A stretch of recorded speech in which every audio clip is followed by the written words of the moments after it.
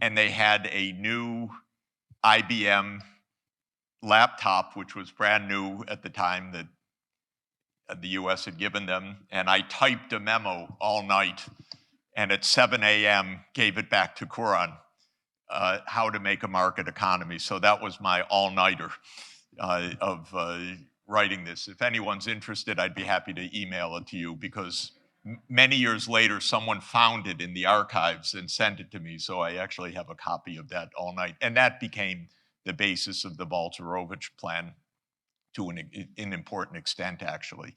And the idea was to make the currency convertible and open the borders to trade right away. That was the basic idea. And to back it up with two core financial steps. One was a lot of aid, and the key was something I recommended called the Polish Zloty Stabilization Fund, which was to give reserves for this new convertible currency. And the second was debt cancellation. And that theory became called the 7 postcards theory, because the night that the Mazowiecki came into power, there was a meeting of the OKP, which was the Polish, the Solidarity members of parliament. And they invited 2 speakers that night, outside speakers. One was Senator Dole, who was the US chief senator, and he was there representing President Bush. And they invited me to speak. And it worked out very well, because Senator Dole spoke first and said, the American people will do anything for the freedom of Poland. And then I stood up and I said, I agree with Senator Dole, and that's why I'm sure that America will cancel all of Poland's debts. And so I said, the way out of this is 7 postcards, 1 to each of the G7 countries, and tell them thank you very much, but the Soviet-era debts are gone. And in the end, Poland got about 60% of its debts canceled. The last step was Germany, because Germany was very resistant to canceling debt, as you can imagine. It took Balcerovich, I sent Balcerovich a copy of the 1953 London Agreement between post-Nazi Germany and the West, canceling the pre-World War II German debt. And Balcerovich handed it to Helmut Schmidt, who looked at it in the meeting and said, you know, you have a point. Ended up, Germany supported the cancellation of the debt also. Not 100% as I wanted, 60%. So that was the origins of that. But it's worth all this reminiscing, I hope, to make a geopolitical point, which is that after that happened, I was asked by Grigory Yavlinsky, who was advisor to Gorbachev, to help President Gorbachev in 1990. And I believed that Gorbachev's idea, what he called the common European home, was exactly the right idea for Europe and for the Soviet Union. This is before the end of the Soviet Union. But Gorbachev said we should have a democratic Soviet Union, and it should be open to, completely open, and we should have a peaceful European home, in fact, that stretches from Rotterdam to Vladivostok. I loved Gorbachev. I thought he was a man of incredible integrity and decency, basically, because he believed don't shoot people. This was his most core belief, don't shoot people. That was remarkable for a Soviet leader. And it was the greatest statesmanship of the age.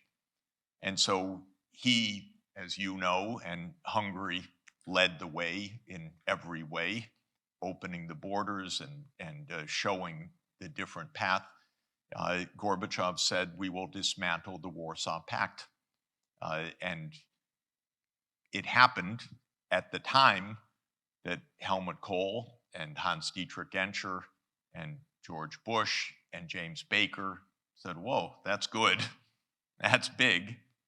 If you do that, we won't move NATO 1 inch eastward. And so a deal was made in 1990. It's a very explicit deal. It's not just a conversation. It was actually a very deeply discussed and negotiated deal. So the deal was Warsaw Pact ended, NATO not moving at all, Germany reunified.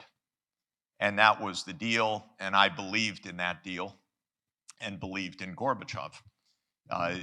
And I recommended that the Soviet Union also get financial help because it was in a state of collapse, a failed economic system, a disastrous social conditions, and Gorbachev, of course, had borrowed a lot short-term in the mid-1980s to try to prop up the system, and all of that debt was coming due, and oil prices had collapsed at the end of the 1980s. So the Soviet Union was in a very sharp, short-term financial crisis. So with Yavlinsky and some of my colleagues at Harvard, we wrote a document which we called the Grand Bargain, which was that Gorbachev would continue the democratic reforms and the West would help the Soviet Union with this financial transformation so that the economic transformation could take place. Interestingly, this was presented to the White House in April of 1991. It was based on the same principles as the Polish episode. It was completely rejected by the White House. We're making no bargains, we're giving no help, no financing for the Soviet Union, no nothing. And I was a little surprised. Gorbachev was a little more surprised. He came back from the G7 summit in Houston only to be abducted and kidnapped in that attempted coup that summer. He came back empty-handed. And that was the end of the Soviet Union and the end of Gorbachev and Yeltsin's rise. And just to continue, because I'm going to come to the current moment in a moment, in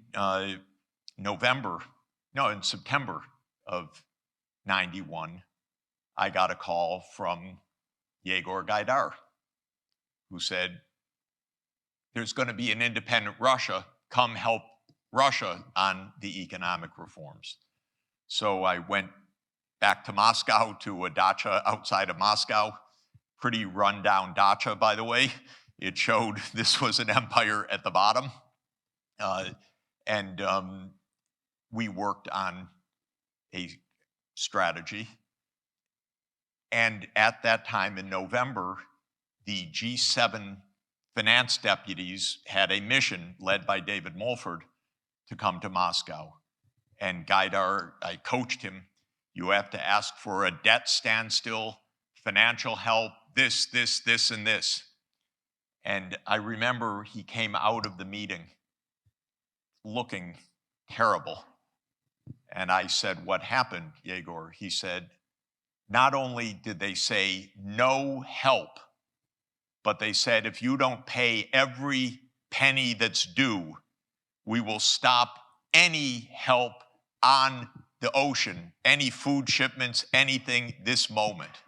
So he was given a complete hardline block. This was Russia, not the Soviet Union. This was Yeltsin coming to power in November 1991.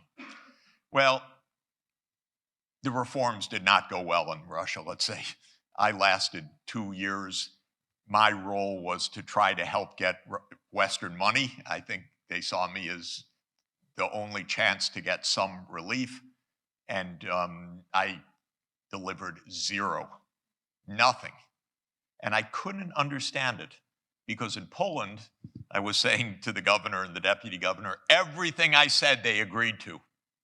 And I kept saying, I'm so good. And then everything I said about Russia, they disagreed with. But it was the same thing and same advice. So it was geopolitics, which I didn't understand as a young person. I thought we were doing economics, not geopolitics. But they were playing geopolitics, I was playing economics. And so I was trying to give good economic advice. They were trying to basically make Russia subservient to a new unipolar American world. And I didn't understand it for a very long time. I resigned and was very unhappy and went to work on many other things with the UN and sustainable development and climate and other things that are really crucial. But till today, this geopolitical shadow also looms over the world. The US is an us versus them world. This is the mentality. We run the world, you're with us, or you're on the other side. And it's a very tough, wrong vision of the world, because all of the real things that we need in this world need to be done collaboratively. They cannot be done under a Cold War. The climate crisis, the broader environmental crises, the global social crises are not Cold War issues, they're global issues. And so we need a completely different mindset from the mindset that we're having right now. And the biggest problem we have, in my experience, is the US mindset, which is that we're fighting a different battle. We're not fighting against climate change. We're not fighting against poverty. We're fighting against an enemy. Today, the enemy is China mainly and Russia, but it's always someone on the other side. And this is what I grapple with every day as the biggest challenge that I face in the practical work that I'm trying to promote. So for 22 years now, I've been advising the Secretary General of the UN, 3 Secretaries General, about the global scene and about the idea of sustainable development and sustainability. And sustainable development for me is a broader concept than environment. It's represented by both the Sustainable Development Goals and the Paris Climate Agreement and the Convention on Biological Diversity as the 3 big headlines. But the idea is a world of shared economic prosperity, social inclusion and reduced inequality, and environmental sustainability. And the environmental issues are 3 big issues. The human-induced climate change, the fragility and even collapse of many ecosystems, and the massive industrial pollution, because all 3 are very much interrelated and all 3 have to be solved by new long-term transformations of industrial technology and power sector technology. So for me, the sustainable development challenge is that broad challenge. And we're setting lots of goals, but not achieving very many of them because the world is constantly distracted. And especially, you'd be interested to know the United States government, for example, as a government, will not use the term sustainable development goals, even though every other country of the world does. There are 5 countries that have not had a voluntary national review of the Sustainable Development Goals. The US, South Sudan, North Korea, and I don't recall the other 2, but it's not great company, actually. So it's a real problem that we're fighting a Cold War for global dominance, and at the same time, what we really need is a global, coordinated, cooperative strategy to address these challenges. So let me come up to date on the macroeconomics, being at your wonderful central bank, and say a few words about the macro scene and how that fits into this broader challenge.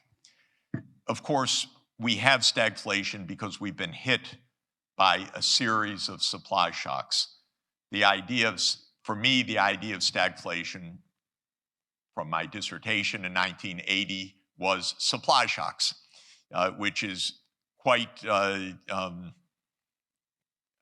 seemingly pedestrian today. But I can tell you in 1980, the idea of supply shocks was not very much on the agenda because John Maynard Keynes had written about demand shocks.